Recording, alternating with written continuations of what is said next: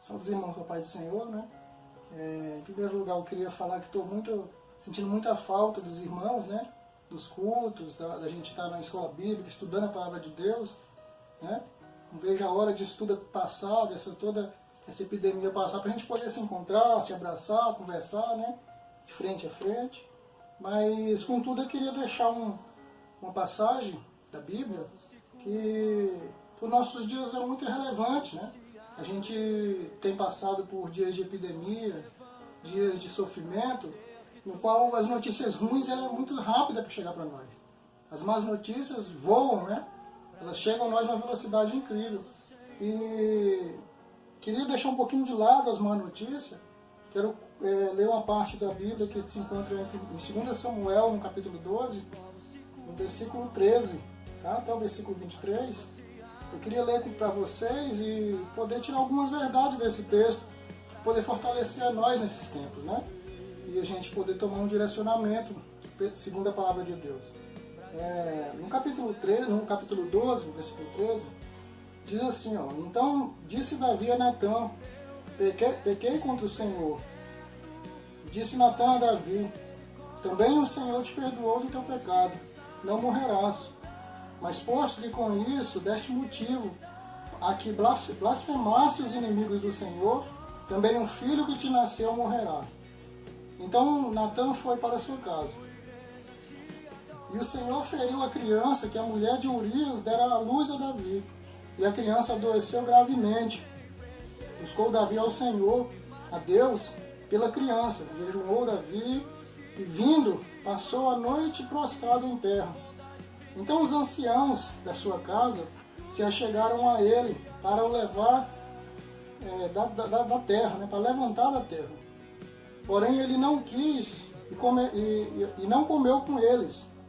Ao 7º dia morreu a criança, e temiam os servos de Davi informá-lo de que a criança era morta, porque diziam: Eis que estando a criança ainda viva, lhes falávamos, porém não dava ouvido à nossa voz.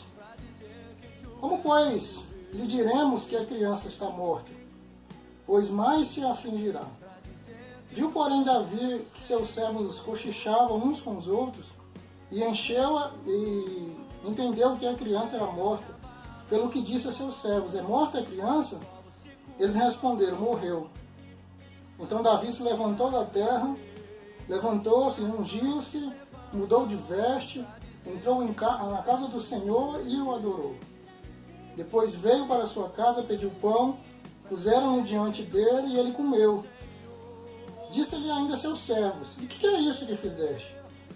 Pela criança viva jejuaste e choraste, porém depois que ela morreu, te levantaste e comeste pão. Respondeu ele: Vivendo ainda a criança, jejuei e chorei, porque dizia: Quem sabe se o Senhor compadecerá de mim e continuar a criança viva? Porém agora que é morta, por que jejuaria eu? Poderei eu fazê-la voltá-la? Eu irei a ela, porém ela não voltará a mim. Esse relato se encontra em 2 Samuel, no capítulo 12, no versículo 13 até o versículo 23. Né? E a gente pode tirar 3 verdades desse texto que falam muito ao nosso coração.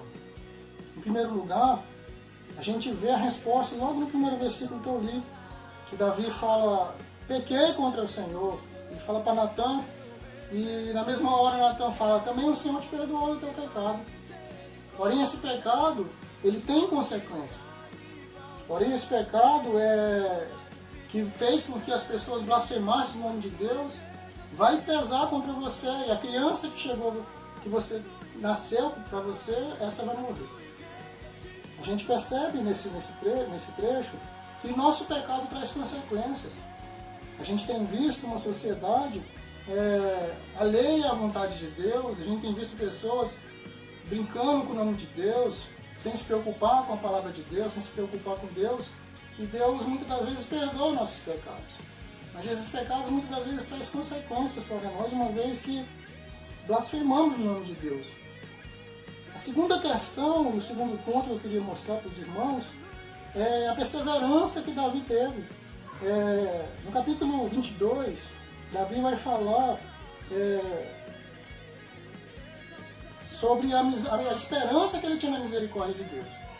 Ele mostra para Natã o erro dele, ele reconhece o pecado dele, Deus dá o veredito pelo pecado dele, e ainda assim ele continua tendo esperança em Deus. Ele ainda assim ora ao Senhor, ele ainda assim jejum, ele se prostra em terra, buscando ao Senhor, para que Deus tivesse misericórdia daquela criança. Mas mais ainda nos chama a atenção quando a gente vê, logo no verso 20, que depois que aquela criança morre, a palavra de Deus se cumpre, a justiça de Deus é cumprida ali, e a decisão que Davi toma é um pouco diferente do que a gente vê dos dias de hoje, né? Davi, ele se prostra, ele está prostrado, ele se levanta, toma um banho, se perfuma, entra na casa do Senhor e adora o nome do Senhor. A gente percebe que Davi, ele, apesar de ter sofrido uma consequência, às vezes gravíssima, perder um filho, ainda mais de uma enfermidade, né, no 7º dia de nascido, ele decide adorar o nome do Senhor. Talvez aí no mundo afora a gente está se deparando com pessoas que têm questionado a Deus. Pessoas, às vezes, que têm duvidado de Deus. Às vezes, nesse momento, as pessoas têm falado, se Deus existe mesmo, por que esse sofrimento? Né? Às vezes, pessoas que têm preferido olhar para Deus de uma maneira como se ele fosse um carrasco. Deus, ele é carrasco, né? Nos primeiros séculos existiu Marcião, né? Para quem conhece, para quem conheceu a história, no qual ele dizia que existiam 2 deuses, um do Antigo Testamento e um do Novo Testamento, no qual o do Antigo Testamento era um Deus carrasco, duro, e do Novo Testamento um Deus de amor, né? E quando a gente olha o contexto de tudo isso, a gente percebe que Deus do Antigo Testamento ainda chega a ser muito mais misericordioso, né? Tendo em vista que o pecado de Davi era um pecado de não só dele pagar pelo poder de Deus, mas era para ele ser apedrejado no meio da rua juntamente com aquela mulher, né? E a gente vê que Deus, ele poupou a vida de Davi, teve misericórdia de Davi e deu vida para Davi. Onde eu quero chegar com isso tudo? Talvez esse momento não seja um momento da gente questionar o Senhor. Talvez esse momento seja um momento da gente juntar a nossa família, juntar nossos irmãos, quem pode estar do nosso lado e adorar o nome do Senhor. Deus, ele nos criou para adorar a Ele, né? Paulo diz que tudo que façamos, que comamos, que bebamos, seja para a glória do Senhor. E uma vez que o Senhor, ele recebe nossa adoração, uma vez que o coração de Deus se alegra com nossa adoração, a palavra do Senhor também vai dizer que a alegria do Senhor é a nossa força. Quero deixar essa palavra para vocês e quero agradecer a Deus por essa oportunidade de fazer parte dessa igreja, fazer parte dessa família, fazer parte aí de um pedaço da vida de vocês, né? E eu sou muito grato a Deus pela vida de vocês. Deus abençoe a vida de vocês.